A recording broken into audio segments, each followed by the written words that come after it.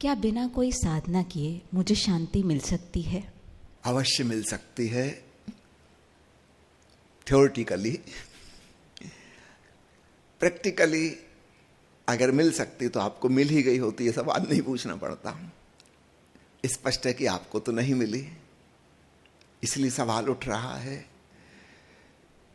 कुछ लोग हैं जो शांति पाने के प्रयास में भी अशांति पैदा कर लेते हैं। इस बात को थोड़ा समझिएगा। ये थोड़ी विरोधाभासी, कंट्राडिक्टरी दो बातें एक साथ में आपको समझाना चाहता हूं। जब तक हम कुछ पाने की कोशिश कर रहे हैं तब तक हम अशांत रहेंगे, चाहे हम शांति ही पाने की कोशिश कर रहे हों। कोशिश मात्र तनाव पैदा करती है, हमें बेचैन, रेस्टलेस कर देती है। जब हम किसी प्रकार की आकांक्षा से नहीं भरे होते, जब हमें कुछ नहीं चाहिए, कुछ पाना नहीं है, कहीं पहुंचना नहीं है, तब हम अचानक पाते हैं कि अरे शांति घटित हो गई। हमारे कामनाग्रस्त होने की वजह से, दौड़ने की वजह से अशांति है। जैसे कोई आदमी दौड़ रहा हो, वो कहे कि मेरी सांस फूल रही है, सांस फूलना कैसे रोकूं? तो हम उससे कहेंगे तुम रुक जाओ, मत दौड़ो, सांस नहीं फूलेगी। कहना आसान है पर उसको रोकना बहुत मुश्किल है। उसकी आदत पड़ चुकी है। एडिक्शन होते हैं ना, सिगरेट के, शराब के, ड्रग्स के एडिक्शन, ठीक ऐसे ही लगातार सक्रिय रहने की हमारी आदत पड़ चुकी है। हम कुछ ना कुछ करते ही रहेंगे, थम नहीं सकते, विश्राम नहीं कर सकते। तो दौड़ दौड़ के ही समझना होगा। फिर दूसरा उपाय है कि उसको और तेजी से दौड़ा दो कि ठीक है अब भागो, और भागो और भागो, स्पीड बढ़ा दो। अंततः वो एक क्षण आएगा कि वो रुक जाएगा। अब बिल्कुल ताकत बची ही नहीं, समझो गिर जाएगा। जब दौड़ खत्म होगी तब शांति मिलेगी, सांस फूलना बंद हो जाएगा। हम जिसको अशांति कह रहे हैं वो सांस फूलने जैसा है, वो दौड़ने की वजह से ही फूल रही है। तो संसार की बाकी सब दौड़ तो हम जारी रखते हैं। आध्यात्मिक लोग एक और नई दौड़ शुरू कर देते हैं कि शांत होना है, अभी एक और नई मुसीबत हो गई। अन्य अशांतियां तो अपनी जगह मौजूद है, मुझे ये होना है, वो होना है, यहाँ पहुँचना है, वहाँ पहुँचना है, ये कर लूँ, वो कर लूँ। अब एक और चीज़ शुरू हो गई कि शांति पाके रहूँगा। पुरानी लिस्ट में एक आइटम और बढ़ गया। अब परमात्मा भी पाना है, मोक्ष भी पाना है, निर्वाण भी पाना है। अगर इस भांति लिया तो बात नहीं बनेगी। इसलिए मैंने कहा कि जब हमारी दौड़ छूट जाती है, यहां तक कि शांति की दौड़ भी ना रहे, परमात्मा को पाने की बात भी ना रहे, तब हम पाएंगे अचानक शांति हो गई। शांत होना हमारा स्वभाव है, बशर्ते हम दौड़े ना। लेकिन ये कंट्राडिक्टरी, विरोधाभासी बात क्यों घटित होती है? क्योंकि हम दौड़ने के अभ्यस्त हैं, रुकने वाली बात हम भूल ही गए हैं। एक बार ओशो ने मजाक मजाक में 10 आज्ञाएं दी। उसमें जो आखिरी 10वीं आज्ञा है वो यही है, खोजो मत, रुको, जो है उसे जानो, उसे देखो।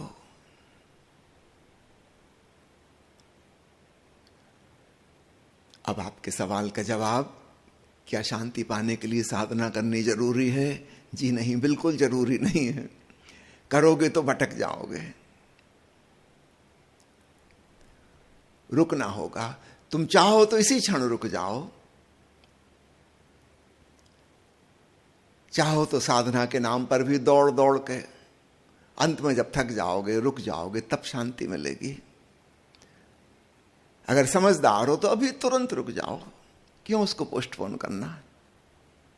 अगला प्रश्न है, दुनिया इतनी हिंसक क्यों है? क्यों कोई किसी दूसरे को खुश नहीं देख सकता? दुनिया इतनी हिंसक क्यों है? क्योंकि हमारी तथाकथित शिक्षा प्रणाली, एजुकेशन सिस्टम हमें तुलना और प्रतिस्पर्धा सिखा रहा है। हम जिन्हें अपने सहपाठी कह रहे हैं, क्लास फेलो कह रहे हैं, अपना दोस्त और मित्र जिनको बता रहे हैं, उनसे भी हमारी दुश्मनी है, क्योंकि हम सोच रहे हैं कि हम इन सबसे आगे निकल जाएं, क्लास में फर्स्ट आ जाएं, और उनमें से प्रत्येक यही सोच रहा है कि आपको पीछे पछाड़ दे। मित्रता हो कैसे सकती है? औपचारिक रूप से हम कह रहे हैं फ्रेंड, हैं बिल्कुल एनिमी। और वो स्कूल कॉलेज से निकल के हमने इतनी स्पर्धा सीख ली, अब सारी दुनिया में सभी हमारे शत्रु हैं। उनको पीछे पछाड़ना है, उनके आगे निकल जाना है, प्रथम होने की दौड़, चाहे धन कमाने में, चाहे राजनीति में, चाहे ज्ञानी बनने में,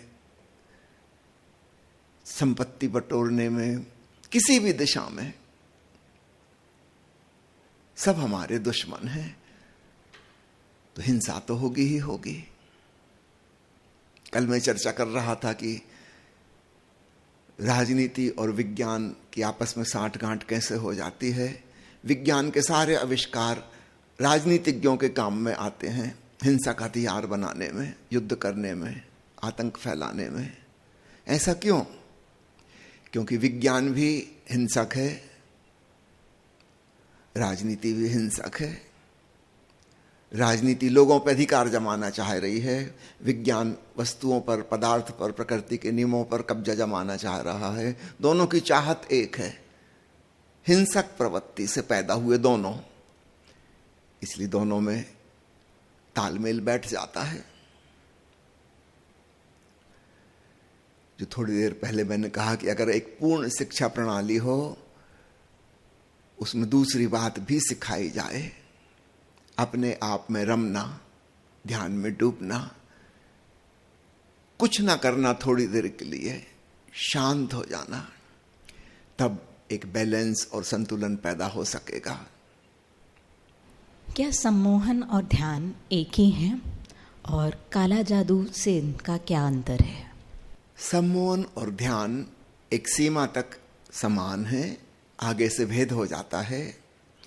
शुरुआत में एक ही रास्ता है। समझो हम आपको सुझाव दे रहे हैं, भाव करो कि शरीर शिथिल हो रहा है, बॉडी इज रिलैक्सिंग। ये हिप्नोटिक सजेशन है। अगर आप भीतर यह भाव करेंगे तो शरीर शिथिल हो जाएगा। आपके भाव से ही तनाव से भरा था, आपके भाव से तनाव दूर हो जाएंगे। Self suggestion. फिर आपको सुझाव दिया गया कि भाव कीजिए, सांस धीमी हो रही है, सांस धीमी हो रही है। इसको रिपीट किया गया 2-3 मिनट तक। आपकी सांस धीमी होने लगेगी। सांस धीमी होने से शरीर और रिलैक्स हो जाएगा। फिर तीसरा सुझाव कि मन शांत हो रहा है, मन शांत हो रहा है, चुपचाप देखिए मन शांत हो रहा है। आप अपने भीतर मन को देखने लगे, चलते हुए विचारों को, और देखते देखते वो शांत होने लगा। तो शरीर की शिथिलता, सांस का धीमा होना, मन का शांत होना, ये सेल्फ सजेशन आप खुद ही अपने आप को दे सकते हैं या दूसरा व्यक्ति आपको दे सकता है। यहां तक सम्मोहन की प्रक्रिया है। इसके बाद भेद हो जाता है। अगर हिप्नोसिस में जाना है, योग निद्रा में जाना है, तो इसके बाद नींद का सुझाव दिया जाएगा कि आप सो रहे हैं, सो रहे हैं, सो रहे हैं। एक नींद ने आपको घेर लिया, और फिर वो सुझाव दिए जाएंगे जो कि सम्मोहन में दिए जाने हैं। यदि इस बिंदु से ध्यान की तरफ जाना है तो दिशा बदल जाएगी। नींद में नहीं बल्कि परम जागरण में जाना है। तो सुझाव होगा कि आप अत्यंत चैतन्य हो रहे हैं, सुपर कॉन्शियस, बहुत होशपूर्ण हो गए, साक्षी बन गए, दृष्टा बन गए। शांति और सजगता,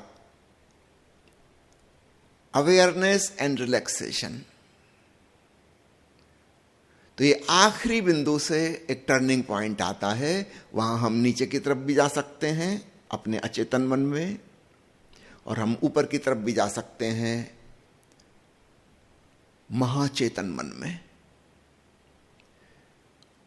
तो आधी दूर तक एक ही यात्रा है, फिर वहां से 2 मार्ग हो जाते हैं। फिर आपने पूछा है काला जादू, वह बिल्कुल अलग बात है। जिसको हम आत्म सम्मोहन कह रहे हैं और यहां से खा रहे हैं और रिकमेंड कर रहे हैं, यह हम स्वयं ही स्वयं के लिए देते हैं। इससे जो होता है उसका अभी तक कोई नाम नहीं रखा गया है, उसका नाम होना चाहिए सफेद जादू। इसमें कोई आप पे वश नहीं कर रहा है, वशीकरण नहीं कर रहा है, अपनी मर्जी से आपको नहीं चला रहा है। आप ही अपने अचेतन मन को सुझाव देकर अपने ढंग से चलाना का प्रयास कर रहे हैं, कोई अन्य के द्वारा नहीं। ओशो ने तो सुझाव दिया है कि आप अपने सुझाव भी रिकॉर्ड कर लीजिए अपने मोबाइल में, और अब वही रिकॉर्डिंग चला दी सोते समय, तो आपकी ही आवाज के सुझाव हैं। निश्चित रूप से आपने वही सुझाव दिए होंगे जो आपके लिए उपयोगी हैं, काम के हैं। जिस मार्ग पर आप चल रहे हैं उस पर सफलता दिला सकेंगे। जब दूसरा व्यक्ति सम्मोहित करता है, वहां से संभावना बनती है कि वो अपने ढंग से आपका शोषण कर सके। किसी हद तक ये संभव है। तो काला जादू और सम्मोहन आपस में एसोसिएट हो गए, और विशेषकर जादूगर जो मंच पे दिखाते हैं उसको देख के लोगों के मन में बहुत ही नेगेटिव धारणा बन गई कि मैजिशियन ने कुछ लोगों को मंच पे बुला लिया और उसमें से आधे से लोग हिप्नोटाइज्ड हो गए, और जैसा वो कह रहा था वैसे ही हरकतें वो करने लगे, और सब लोग देख देख के हंस रहे हैं, और उनको मंच पे पता ही नहीं चल रहा कि सब लोग हंस रहे हैं। ऊट पटांग हरकतें जादूगर उनसे करवा रहा है, उनको कुछ पता ही नहीं। ऐसा केवल कुछ लोगों के साथ संभव है, सबके साथ संभव नहीं होता। विशेषकर वे लोग जिनको रात में चलने की आदत है। अंग्रेजी में उनके लिए शब्द है सोमनाम्बुलिस्ट, जो रात नींद में जग जाते हैं, किचन में चले जाते हैं, खाना खा के आ गए, फिर आके सो गए, उनको कुछ नहीं पता, पूरा सब नींद में किया है। 4-5 साल पहले कनाडा में एक व्यक्ति रात को उठा, अपनी ससुराल पहुंच गया, 2 घंटे ड्राइव करके, अपने सास ससुर का मर्डर करके। जब वापस आ रहा था वो, आधे रास्ते में उसकी नींद खुली। उसने देखा खून खून लगा हुआ कपड़ों में, हाथों में। उसे समझ में ना आया हुआ क्या। वो खुद ही पुलिस स्टेशन पहुंच गया कि मुझे ये नहीं पता कि क्या हुआ है, लेकिन कुछ गड़बड़, कुछ गलत हुआ है, आप मुझे अरेस्ट कर लीजिए। बाद में सुबह पुलिस ने खोजबीन की, तब पता चला कि अपने सास ससुर का मर्डर करके आया है। इस प्रकार के लोगों को जादूगर मंच पे तमाशा बनाता है। सब लोगों को नहीं कर सकता है, ऐसे लोगों की गिनती बहुत कम है, रेयर। तो काला जादू धीरे धीरे सम्मोहन का पर्यायवाची बन गया, जो कि सही नहीं है। हम यहां जो बात कर रहे हैं सम्मोहन की, वह आत्म सम्मोहन की है, सेल्फ सजेशन।